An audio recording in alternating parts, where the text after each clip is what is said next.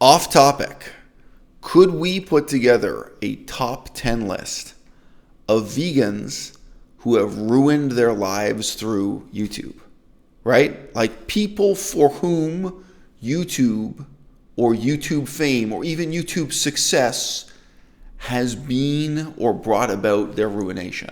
Like obviously, Nikocado Avocado is going to rank in the top 10, right? Henyamania, obviously going to rank in the top 10. Debatably, though, Kristen Leo, suicidal in her splendor, in her rags and her riches, nevertheless suicidal, miserable, like it's a gilded cage, right? I mean, you could do a general global top 10 list of people who have ruined their lives by succeeding on YouTube. But then like the vegan top 10 list could be an interesting one. Okay. How did I end up watching The Mandalorian?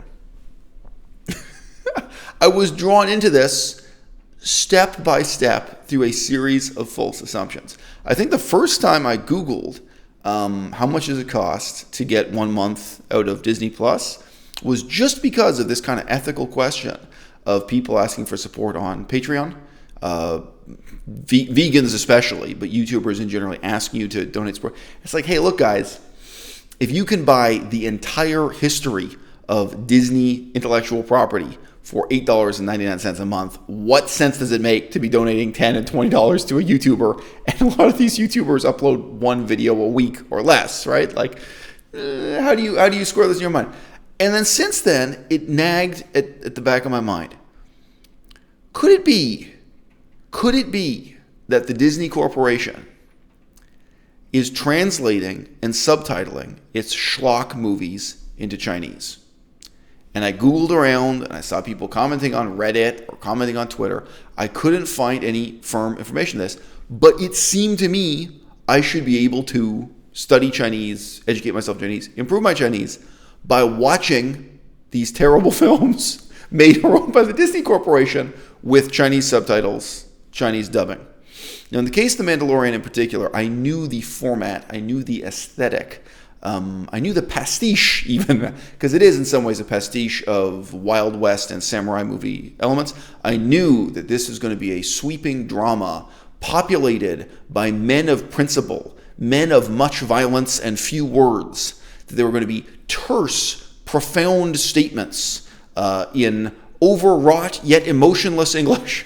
You know, I knew exactly the aesthetic the writers were going for, and I thought, that would be interesting to work through in Chinese. And indeed, so having now seen it, this is not a spoiler, it contains such vaguely spiritual catchphrases as, "This is the way." It might be interesting to see how you render that in Chinese. And indeed, as with the catchphrases of the original Star Wars movies from the 1970s and 1980s, there are these peculiar Taoist overtones, or perhaps Taoist undertones throughout. "This is the way" is the catchphrase here, whereas in the very first film, "May the Force be with you." I thought this could be an interesting way to study and practice Chinese, and obviously you could switch back and forth between the Chinese and the English. I was wrong.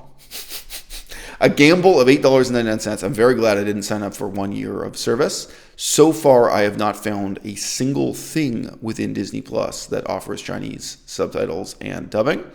But The Mandalorian in particular had no Chinese whatsoever. Right? Nevertheless, I watched The Mandalorian. And also, by the way, then I was thinking as second best, maybe I could at least use this to practice French. But I would want both subtitles and dubbing, and it didn't have that. Kind of things had only one or the other. I was like, wow, they seem really committed to like the Finnish and the Swedish market for some reason, and that is about it. Like it's just very strange what you do and don't get in the subtitles and dubbing. And yes, I mean, shout out to all my viewers from Finland and Sweden. The size of the Chinese market is compelling. The number of people who speak Chinese, even within California, is a huge market. So it is very surprising how little of the Chinese language is to be found there. And yeah, this may seem strange to you, but if you're studying Chinese or trying to motivate yourself to put more hours into Chinese, you can't really do Game of Thrones in terms of vocabulary and so on. you can't really do Game of Thrones in Chinese. A lot of stuff in terms of Chinese fable and fiction that originates from China, the type of vocabulary and the type of sentence structure and so on can be wildly irrelevant to the modern era. Okay, so this having been said, I actually wrote and published an article in Chinese. I can write another one now, specifically about The Mandalorian. The article I already wrote was really asking the question, what was the appeal of Star Wars in the first place? And one of the main points I made was this. There was a time when it was really startling and new to think about the future in terms of a return to feudalism and a return to slavery. Now, George Lucas absolutely followed the cue of the very first Dune novel. And the author of the very first Dune novel is a very strange guy. And when the first novel only came out, most people, I think, imagined this was satirical. So yeah, I'm sorry, I forget. I think this is in the first and the second novel, both. There's this sort of repeated mention that, oh, don't worry about democracy. People prefer to live under a tyranny. They prefer to have a government that they hate. And it's a very, very strange set of examinations of and reflections on tyranny in the Islamic world, both back then, in say the 1960s and 1970s, and 100 years earlier, in say the 1860s, 70s, and still applicable to today.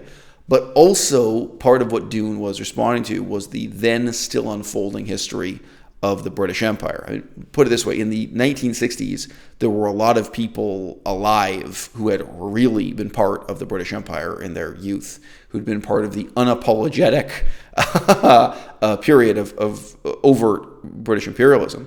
And that included very strange encounters between British European attitudes and the kings of exotic, unfathomable deserts and ocean ports on the edges of those deserts and so on. There was this strange shadow cast.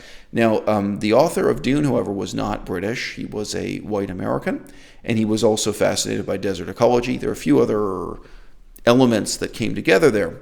Now, the precise history of the haphazard way in which George Lucas took these elements together and ended up stumbling into the first Star Wars movie is incredibly well recorded. It's incredibly well documented. Sort of the intermediate stages of the development of the script have been preserved and ossified. You can compare and contrast them. The influence of other people that came in through the editor's room and how the significance and structure of the plot was changed between when the film was, like the first draft of the film and the final product. It's in a very spontaneous way, the differences between Dune and the final product of the first Star Wars movie, they increased over time in an unplanned, unforeseen, spontaneous way. George Lucas himself didn't really have a clear idea of how this film would end up. Or you could say the way the film ended up was very different from his original clear idea. In looking at The Mandalorian, probably the greatest praise I can give it is, this should have been the second Star Wars film. I really feel that everything else in the Star Wars canon, in the Star Wars universe after that very first film was garbage, or at any rate represented a tremendous decrease in quality, inspiration, and interest, including the fact that the political potential the first film played with is discarded and comes to nothing. So to mention this very briefly, a lot of you probably saw this but didn't really think about it. In the first three films, meaning the 1970s, 1980s trilogy. What do you mean by the first three films? What you mean by the first three films may be a bit confusing. The original trilogy, people like to say. In those first three films, Luke Skywalker has a dream. He sees his enemy decapitated, but then when he takes the mask off, the decapitated head, it's his own face, right? So he sees his own face, that he himself had become Darth Vader, right? There was a stage in the development of the scripts. Again, this is preserved for history, perhaps to the embarrassment of George Lucas, perhaps his delight. I don't know how he feels about it. But the fundamental concept of the original trilogy was that Luke Skywalker would go from being the hero to being the villain, that he would become himself the despotic ruler of the universe, replacing Darth Vader and the Emperor. And that never happened, right? Like, he would discover that he had become what the revolution had been revolting against. This also has a certain kind of meaning for American history. It could have all kinds of different implications. Now, where did that idea come from? Before even the second volume of the Dune series was published, to my knowledge, the author gave interviews discussing the contrast between the first volume and the second volume and where the plot was going. I have seen one of these interviews. So I believe even before the second book is in print, people have been explicitly told this is the big theme that those books are playing with. Now again, the Dune books, I forget how many, there are more and more sequels, and it deals with more and more themes, but at least in the first two books, this was one of the striking issues. And again, people thought it was satirical in those first couple of Dune books, this notion like, oh, don't worry about democracy. People prefer to have a government they hate and resent. People prefer to live under tyranny. And for most white Americans, the Dune books were the first time they had heard words like jihad, right? The whole vocabulary of Muslim fundamentalism appears there with very, very slight changes in spelling, I assume out of political sensitivity. But this is a bleak glimpse into a religious fundamentalism in the future universe, religious fundamentalism or extremism even, and return to feudalism, return to slavery, return to arranged marriages, return to political arrangements of who rules, who's in charge, and who is a commoner, determined by arranged marriages. It's what do you mean? So in the future we all go back to the Dark Ages? What a stimulating or shocking concept. Now, in Star Wars, again, from the very first Star Wars film, there is no strategy. There is no storyteller's conceit. There is no point. In this really strange, stumbling way, George Lucas took these ideas that were maybe already inchoate or disorganized in Dune and made them even more of an incoherent jumble and presented to the audience. Now, I'd say in the very first film, it is stimulating, it is interesting. I would point out that in the Dune books, fundamentally, the religion of the Emperor is the one true religion. It goes on. One of the later books is called God Emperor of Dune. So the religion is real, the magic is real, like the magic of the spice and the hallucinations caused by the spice, all this crap. There's no ambiguity. Like the magic that they believe in and this religion that ultimately rules the universe, it's completely real and you have no choice but to submit to it, like your intellectual attitude towards it, doesn't it? The very first Star Wars movie, by contrast, presents us with a universe where the true religion of the Force is one that nobody believes in. It has somehow become incredibly obscure or forgotten. Nobody seems sure if the Jedi Knights really existed or if they're just a fable. It's openly said on screen many times that the Force it's just an idea, nobody believes in it, it's just crap, this kind of thing. Now, there are inconsistencies. Toward the very end of the first film, before they go out in the final heroic mission, the leader of their army, the rebel army, says, May the Force be with you. He says this thing out of the Jedi religion, which it totally is incoherent. It totally contradicts the in-universe, structure of the plot. Wait a minute. This isn't supposed to be like the Catholic Church in the 15th century where they give a blessing to the army before they go off. This is supposed to be this kind of obscure, forgotten, and persecuted religion. It's also hinted at many times that something has happened where the Jedi Knights have been persecuted into obscurity or vice versa and so on. And then again, it's also, there's tension surrounding the fact that one of the senior figures on the Empire side, Darth Vader, is part of this despised old-fashioned religion that openly nobody else takes seriously. Okay, now that's interesting. That's a lot more interesting than Dune, right? Dune is, the role of religion in Dune is fundamentally banal. It's just fundamentally not interesting in my opinion. And this is a much more stimulating notion that there is this vague force in the universe, which you could say is borrowed from really bad English translations of Taoist texts that were available in the 1960s. I want to say this to you straight up. the actual text of the Chuangzi and the Liezi and the Laozi, you will not find this religion in the real ancient Chinese text. But definitely, there were a lot of groovy 1960s attempts to popularize Taoism, and it was there's some inspiration in the air at that time. So this is a bastardized, westernized version of the force of Islam pervading the universe. Okay, so what do we have in The Mandalorian? What's so refreshing, what's so stimulating, is that we get back to those fundamentals that made the very first film worth seeing. And in my opinion, the absence of those fundamentals make the more recently created films not worth seeing. So I'm referring to the prequels. To me, it's unforgivably terrible filmmaking. Badly, there's just absolutely nothing about the prequels worth not even once. Don't even take your kids to see them. A lot of people say they're still good as kids' movies. I wouldn't even say that. All right. So in The Mandalorian, I sort of wish this had come out second.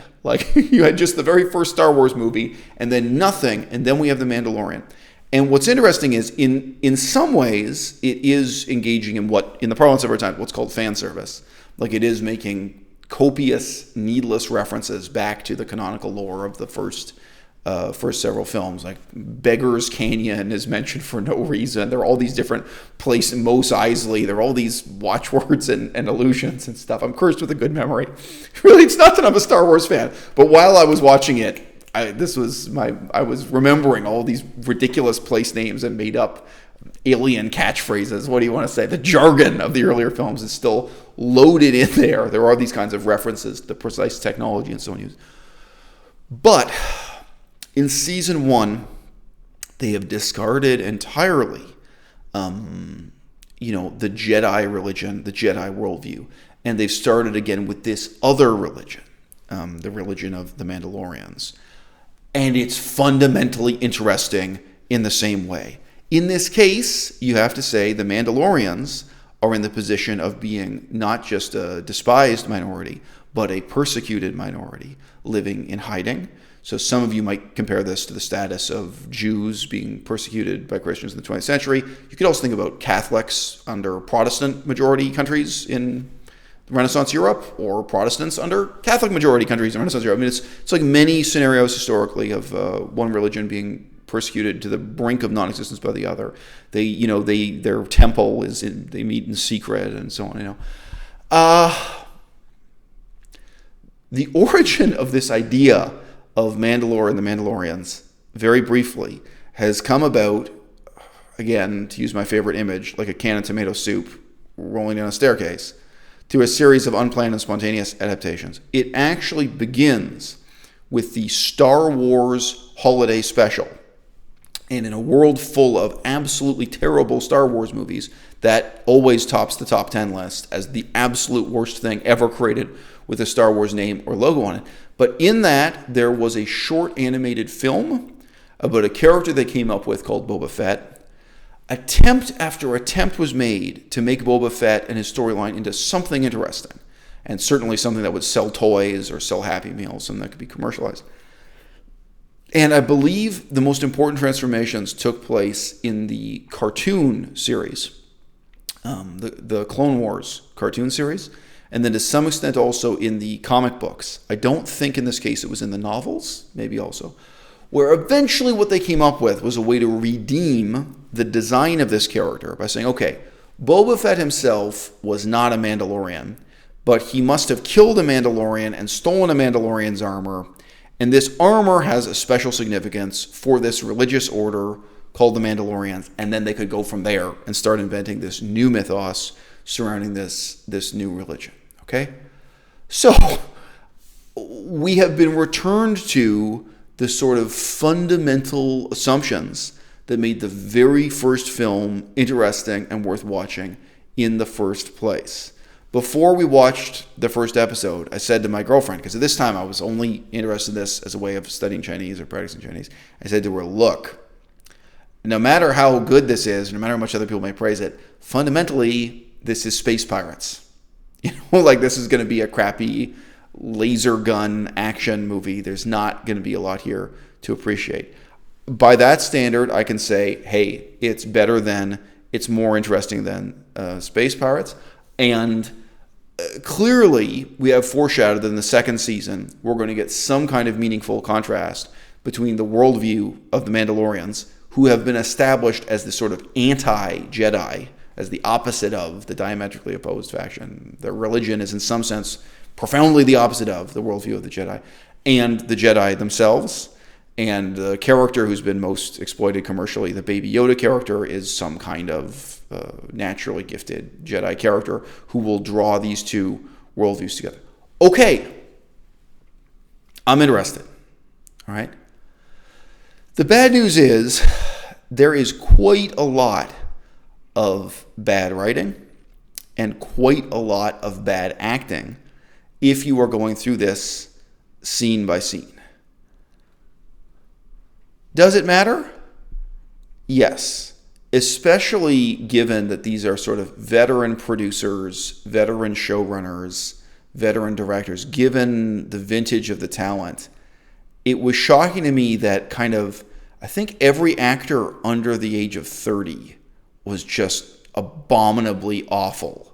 Like there were plenty of older actors where you go, oh wow, okay, this guy knows how to read a script, this guy knows how to act. And there were several points where I said to Melissa out loud, oh, this guy knows how to do a table reading where he takes a badly written set of lines and makes them sing, makes them work as if it were well written. Where again, these are some actors 50 years old and older, where you really felt that they were veteran actors who did a good job. There is quite a lot of bad writing. There is quite a lot of bad acting, and there were a lot of things that were objectively wrong with it in that sense, where it's like, how did this get past the workshop stage? How did this get past the table reading? Why didn't people sit there and say, okay, let's rework this. Let's do this a second time and make this work. In the year 2020, with a big budget production like this, that it was so flawed in that way came to me as a big surprise. With that having been said,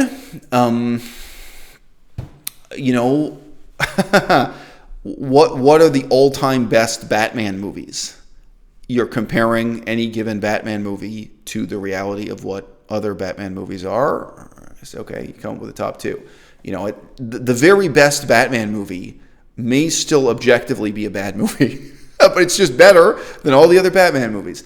I would absolutely say this is in the all-time top 2 list for Star Wars. And you know what? Some people, I think really, you could give this number 1. You could really say that this is the single greatest Star Wars film. Taking season 1 together and regarding it as one movie, you could say it's better than the original film. Bit of a strange comparison. But at any rate, it is, in my opinion, either number 1 or number 2. And look, guys, what can you accomplish in mainstream fiction? I think what you can do is take a crowbar to the window of bourgeois conformist ordinariness in the society you're living in. Like, people are living inside this hothouse, and you come along with a crowbar and you try to open up that window just a bit and say, hey, there's another way of looking at life. There's another way of thinking about the world. You know what I mean? There's something I can do to try to, jilt you out of this kind of conformist reverie you're in, to try to look at things from a new angle. And it's very interesting that a book as utterly kind of politically eccentric as the original Dune had this shocking effect on a whole generation. I don't think, by the way, in 2020, I think the new film is going to be a complete artistic failure in this respect. I don't think it will accomplish that, partly because it's 2020. It's not the 1960s or 1970s anymore. Things really changed. And partly because I don't believe in the director and for other miscellaneous reasons, okay? But, yes, the original Star Wars film, it really led to people asking new questions. And it still is moving. I mean, it is emotionally moving, and it is intellectually moving for me as a cynical old man, just to have depicted men of principle, people who say, this is my word, on my honor, this is what I'm going to do. This is fundamentally what life's about. And we live in a society where you could live your whole life in California and never meet even one man of principle. You could never meet anyone who has any principle that they value more than their own short-term self-interest, their own selfish self-indulgence, for lack of a better term. And in bringing together these medieval aspects like knightly honor, living by a code of honor like a knight in medieval times, allegedly. Put in the asterisk, put in the footnote that, well, that wasn't really what medieval times were like. Regardless, like fiction, the fictionalized account of medieval times.